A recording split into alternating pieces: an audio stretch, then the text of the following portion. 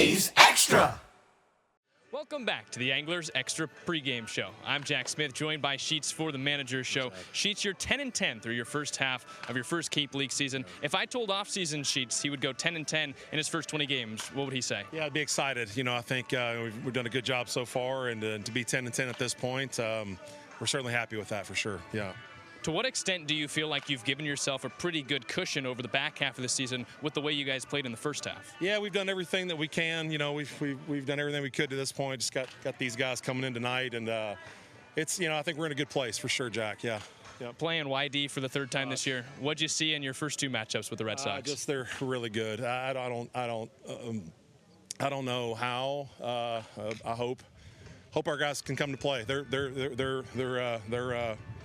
really good. You know, they're in first place. So we'll see how it goes. You doing something different today, Sheets? No, just it's a big game. It's probably one of the biggest games of the year. I know July 10th on my calendar, I had it circled that this would be the biggest game in Chatham history.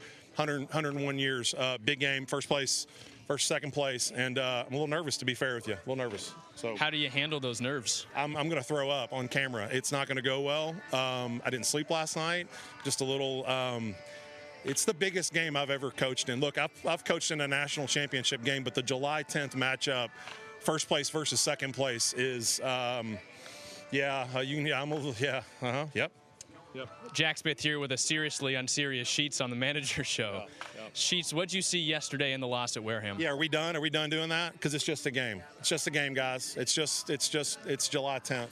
Hello, YD. It's just us. We're good. Everybody's good. It's not a big game. It's just a game. What I see yesterday was just, getting back playing. Just playing baseball and getting after it, and part of it, and part of the summer. Love these guys. Ready to get back after it today.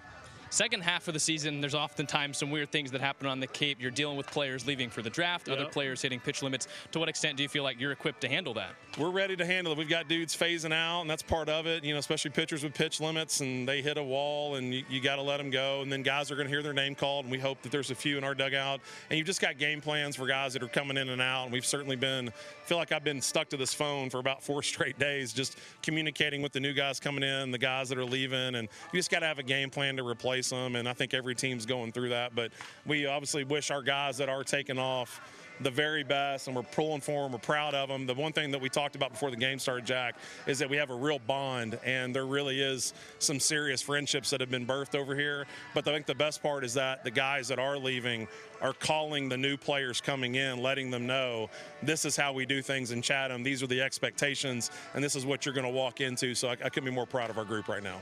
What do you have to do on your end to make sure that the energy and the traditions stay intact, even with the rest of the personnel changing? It's communication. If you communicate and let people know, like, this is what you're walking into, this is what the expectations are, then when they get there, they get to feel it and put their own value to it. That's all we're trying to do. And so it means a lot more coming from a player. When a player is able to give that up, it means a lot more, and it has a little more teeth to it. It's their words.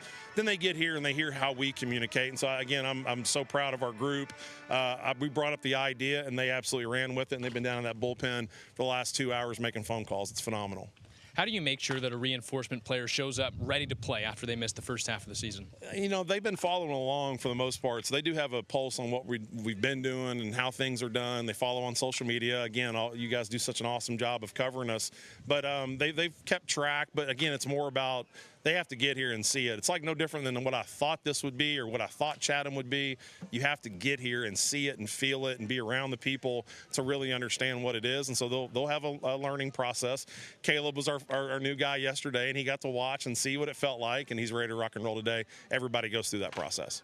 How about physically? How do you make sure they're ready to compete in a baseball game if they've been off for some time? It's been a constant communication of, are you ready to play day of? Have you been running? Have you been hitting? And luckily these guys have already had a game plan, or there's been some pre-communication as to, hey, at some point in July we're going to bring you up. They've already been game planning for it, so they should hit the ground running, and we're excited to get them here.